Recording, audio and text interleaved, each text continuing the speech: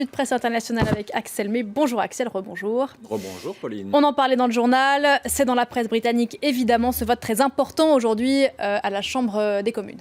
Oui, sur le déclenchement du Brexit, le divorce entre le Royaume-Uni et l'Union européenne va franchir une nouvelle étape avec ce vote des députés britanniques qui devrait autoriser la Première ministre Theresa May à activer dès le mois prochain le processus de sortie de l'Union. Mais Theresa May doit faire face à une rébellion dans les rangs de sa majorité conservatrice, comme le souligne The Independent ce matin. Le gouvernement est accusé d'escroquer, entre guillemets, les députés dans le projet de Brexit proposé par Theresa May.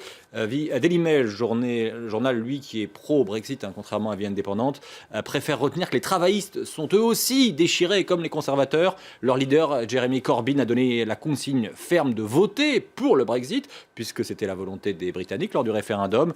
Des députés du Labour ne veulent pas, ils veulent rester fidèles à leurs convictions pro-européennes. Et selon Daily Mail, Corbyn aurait préparé son départ. Il va jeter l'éponge, pense à savoir Daily Mail.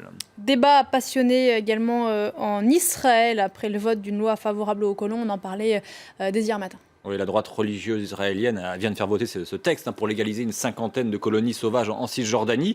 Et le quotidien de gauche, Haaretz, se montre sans surprise très critique. Il estime que le Premier ministre Benjamin Netanyahou a perdu le contrôle et qu'il est en mode survie. Il ne chercherait même plus à cacher qu'il n'est, je cite toujours, qu'une marionnette entre les mains du nationaliste Naftali Bennett, qui cumule les fonctions au sein du gouvernement Netanyahou. Bennett est à la fois ministre de l'Éducation, de l'Information et de la Diaspora. Son de cloche différent dans Israel Hayom, journal qui soutient Netanyahou. Il y a par exemple cette tribune dont le titre se suffit à lui-même, The Right of Annexation, le droit à l'annexion des territoires palestiniens concernés par les colonies. Dans la presse russe, tout autre chose, la guerre en Syrie qui coûterait trop cher à Moscou.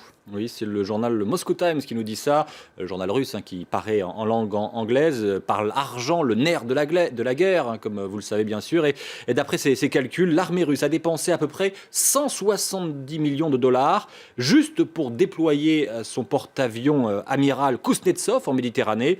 Le porte-avions a quitté son port d'attache en octobre et est en train de rentrer en Russie. Et d'après l'armée, le bâtiment a permis plus de 400 sorties aériennes sur la Syrie. Et toujours en se basant sur les chiffres officiels, le journal Moscow Times a calculé que chaque sortie aérienne coûtait environ 60 000 dollars.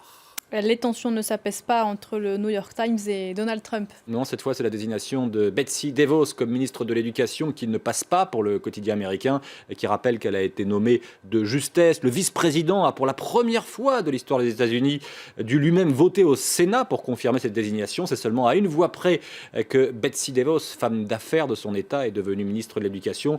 Le New York Times lui reproche son incompétence, voire même son ignorance des enjeux éducatifs. L'État, c'est vraiment nul. Cette opinion exprimée par Betsy DeVos en 2015 constituerait pour le New York Times un CV suffisant aux yeux de Donald Trump pour intégrer son gouvernement. Vous avez compris, il y a évidemment de l'ironie dans les propos du New York Times. Avec cette photo qui montre toute l'estime que le journal démocrate porte à la nouvelle ministre de l'Éducation américaine. On va terminer comme on a commencé, Axel, dans la presse anglaise. Avec une photo qui fait sensation, vous la voyez, là c'est à la une du Times, mais on la retrouve aussi à la une du Guardian, de The Independent et du Daily Telegraph. Tous ces journaux proposent en première page cette photo de Barack Obama, qu'on peut qualifier de détendu. L'ancien président américain apprend à faire du kitesurf dans les îles Vierges britanniques. Le kitesurf, vous savez, c'est quand on se fait tirer avec c'est l'équivalent d'un cerf-volant. Il a été invité par l'homme d'affaires britannique Richard Branson à un moment de farniente avant de retourner avec sa femme Michelle à Washington. Je vous remercie. Précise juste quand même, parce que rendons à César ce qui est à César, que le camarade Ludovic de Foucault m'a aidé à réaliser cette revue de presse internationale. Merci à lui.